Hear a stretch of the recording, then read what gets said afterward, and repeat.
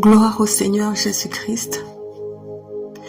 Je m'appelle Germaine, la révolutionnaire de Arizona aux États-Unis. Je vais vous partager de mon témoignage sur la puissance de la Sainte Seine. À ce moment-là, j'étais encore au pays, en Afrique. Et mon fils, quand il est allé à l'école secondaire, il devrait rester à l'internat. Et quand il a fait quelques jours à l'internat, il a été atteint de l'incontinence urinaire. Et la nuit, chaque nuit, il faisait ses besoins dans le lit. La visite se passait une fois le mois. Et quand nous sommes allés le visiter, l'enfant a beaucoup pleuré. C'est un garçon. Il avait 13 ans. Il a dit « Non, maman, je ne sais pas ce qui m'a pris. » Presque toutes les nuits, je mes besoins dans mon lit. Et ça me fait très honte parmi mes collègues. J'ai commencé à prier,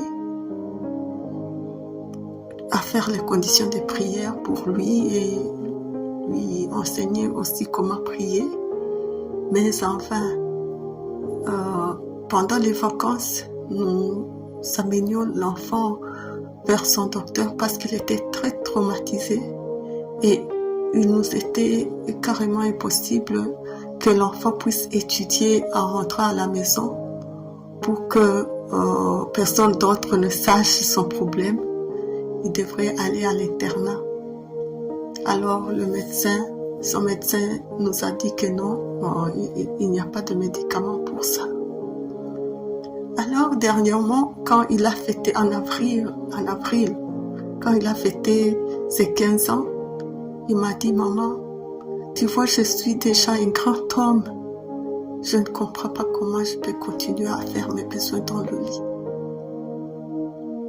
Alors, l'Esprit Saint m'a inspiré. J'ai dit à l'enfant, n'est-ce pas qu'à l'école, le matin, vous prenez le pain et le thé?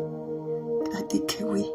Alors, je lui ai enseigné comment faire le service de la Sainte Seine. Je lui dis, chaque matin, que ton petit déjeuner devienne la Sainte Seine, tu commenceras toujours à confesser tes péchés.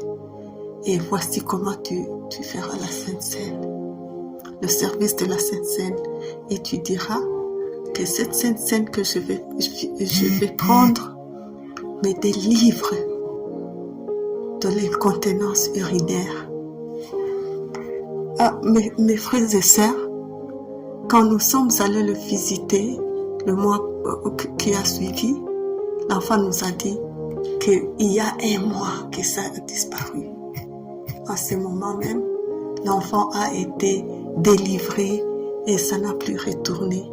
Je rends grâce à l'Éternel, je rends grâce à Jésus-Christ qui a été crucifié pour nous sur la croix à Golgotha et qui a versé pour nous son sang pour la rémission de nos péchés et pour nous faire entrer dans son alliance. Gloire soit rendue au Seigneur Jésus-Christ. Amen. Vers la mi-juin par là, j'ai été réveillée en pleine nuit, réveillée par des cris perçants des oiseaux. Je me suis levée de mon lit et lorsque je suis partie dehors, j'ai vu un troupeau d'oiseaux noirs et blancs. Ils survolaient au-dessus de ma tête, au-dessus de mon appartement, devant chez moi. Ils criaient, ils piaillaient tellement qu'ils m'ont réveillée. Ils piaillaient tellement que je me suis levée de mon sommeil. Ils piaillaient tellement que ça tapait sur mes tympans, mes neurones.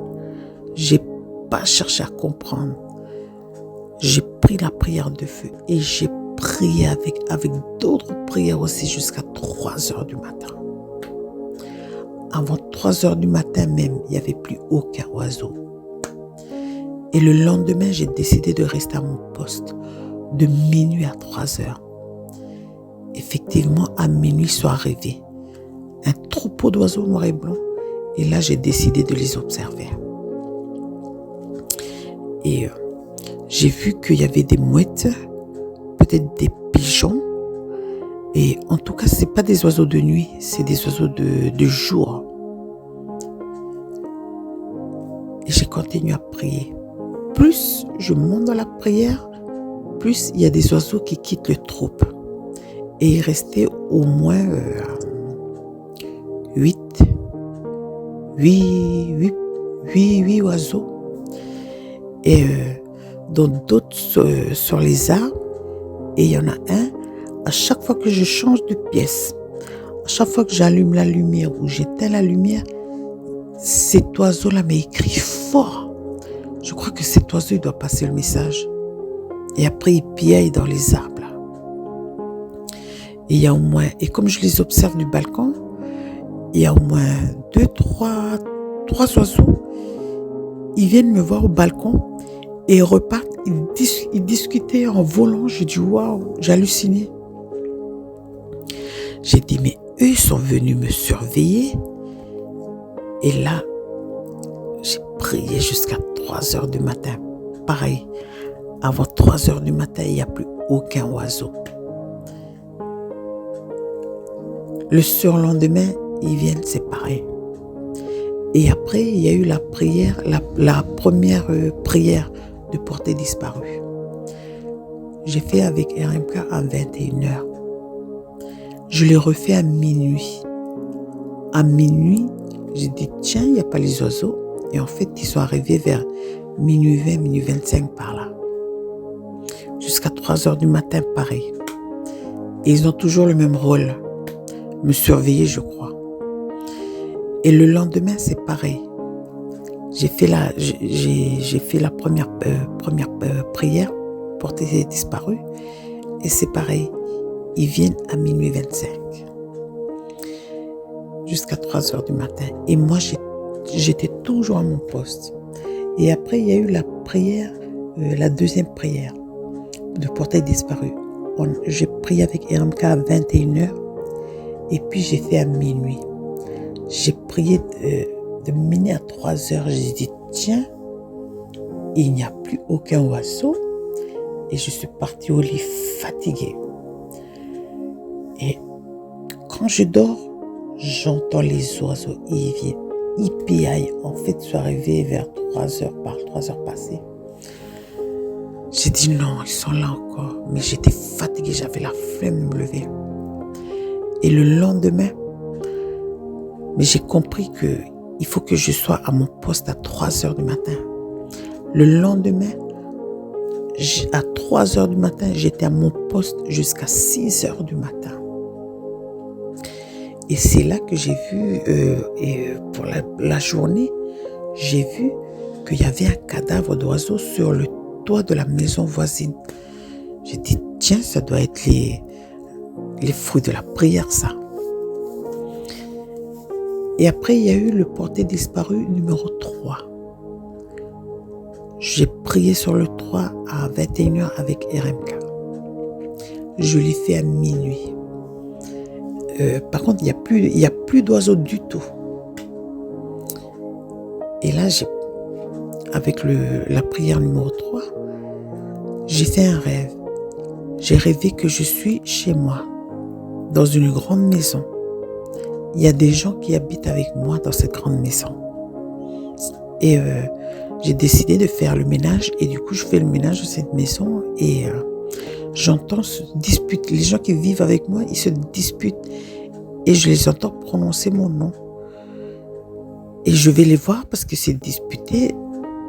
Et je vais le voir. J'ai dit, mais qu'est-ce qu'il y a? Vous avez dit mon prénom? Et en fait, ils disent, non, c'est pas toi. Et mais en même temps, pendant ce temps-là, je remarque qu'il y a des objets dans la maison. Mes objets à moi qui m'appartenaient ont disparu. Et après, je me suis réveillée. J'ai dit, waouh. Et après, il y a eu le quatrième porté disparu. Il n'y avait plus d'oiseaux. C'est dommage, il n'y avait qu'une victime. J'aurais aimé faire beaucoup plus de victimes. Bon, c'est pas grave. Et là, il me reste plus qu'à récupérer mes biens. Et là, je suis déterminée à retrouver mes biens. Voilà, c'est pour... voilà le témoignage. Et je vous dis merci beaucoup, RMK. Merci pour vos prières puissantes. Et merci à Yahvé Sabaoth qui nous délivre. Amen. Shalom RMK, c'est une joie encore, un plaisir pour moi encore de venir témoigner, rendre grâce à Dieu, être reconnaissant sur ce que Dieu vient de faire dans ma vie. Le diable avait comploté vraiment contre moi. C'était un complot qu'on avait monté par mon propriétaire pour me faire expulser de la maison. Donc sans cause, sans rien. Mais est-il qu'il y avait une facture de 6 000 euros et puis c'était 3 000 de charges, donc ça faisait 9 000 euros que je devais payer. Mais les 6 000 euros, c'était pas ma faute, c'est parce qu'il y avait fuite d'eau. Il y avait une fuite d'eau dans mes sanitaires et ils ont traîné de venir arranger la toilette. La facture arrivait à 6 000 et maintenant lui a dit que c'est moi qui devais payer alors que c'était leur faute normalement. Et il m'a amené chez les juges de paix. On est allé chez les juges de paix. Le juge de paix a dit Madame, tu dois payer les 9 000 euros ou bien tu libères la maison. J'ai dit ok, il n'y a pas de souci. Je suis entrée en prière. C'est tombé sans coïncider au moment où on commençait le premier mois de juillet. Donc j'étais passée chez le juge de paix. Je me souviens bien, c'était le 15 juin. Et le 1er juillet, là, je bâtis mon hôtel par rapport à ça. Mais avant que je bâtisse l'hôtel, au mois de juin, là, le Seigneur m'a montré une vision où j'étais dans une salle, je sors comme ça dehors, je voulais rentrer et je vois la porte se ferme, je ne pouvais pas sortir. Et là, de la porte, il y avait des lions en cercle et moi j'étais au milieu. Et je me dis, ici, je ne sais pas sortir, je suis entourée des lions et j'ai dit, c'est ma fin. Mais en moi, j'avais pas peur. J'ai pris juste mon téléphone pour appeler pour quelqu'un pour venir me sortir. Mais la pièce où j'étais, c'était vitré. Je pouvais voir dehors que les gens qui passent. Et je faisais des signes, les gens ne voyaient pas. Alors, un qui a vu est venu, il m'a ouvert la porte. Je suis sortie, les lions m'ont rien fait. C'est là où j'ai compris que vraiment, les mois de juillet, pour moi, ça va être chaud. Ça va être une dimension de combat chaud. C'est comme ça que je m'étais précipitée vraiment pour bâtir l'hôtel. Je l'ai bâti et je dis les orientations 7 jours. J'ai fait la prière, les jeûnes, je priais en jeûnant et prenant aussi les médicaments. J'ai dit si je meurs, mais je dois vaincre ce combat.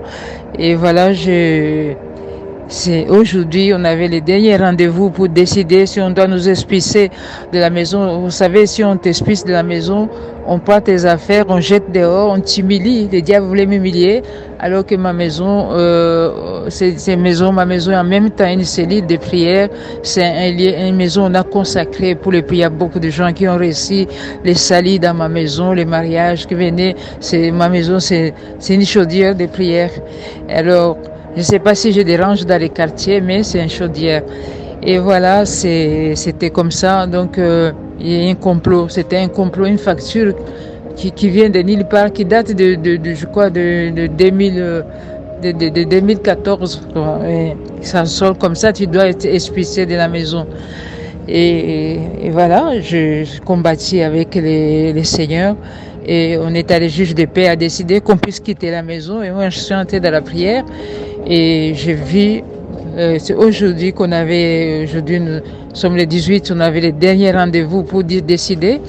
Alors, comme Dieu fait les choses, moi je suis au Luxembourg et maintenant j'ai une amie qui est échevine dans la commune. C'est même à cause d'elle qu'on avait réussi cette maison. Et elle est passée comme ça par hasard, me voir à la maison. Elle savait même pas que je travaillais en dehors de la Belgique. Alors j'ai profité pour lui dire mon problème. Il a dit, dès que tu rentres, lundi, on se voit, on se parle. Alors lundi, je suis rentrée, mais je l'ai pas eu.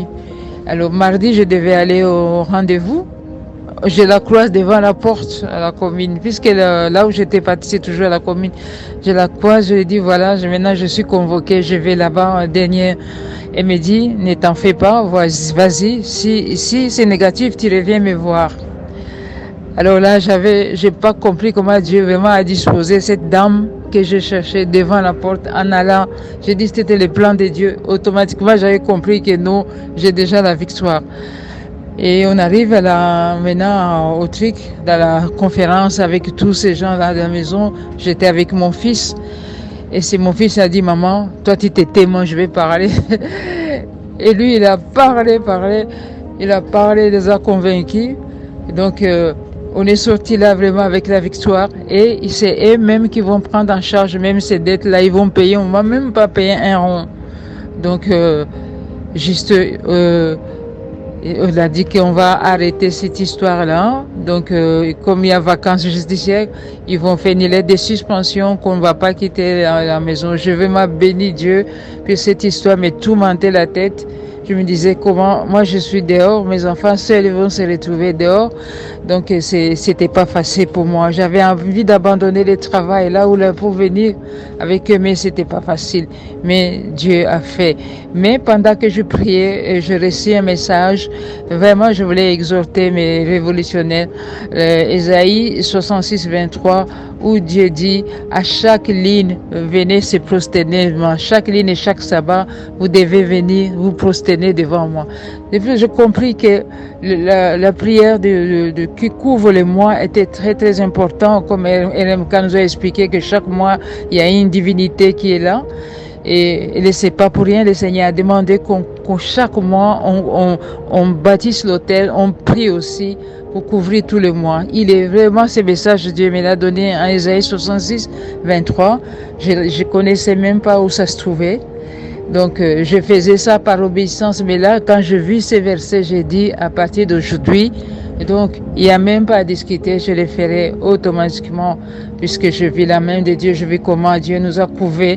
Il y a eu la couvée divine sur ma maison, sur mes enfants, et je bénis le Seigneur pour cela. Nous combattons dans la victoire, et je rends grâce à Dieu d'être vraiment dans ce ministère.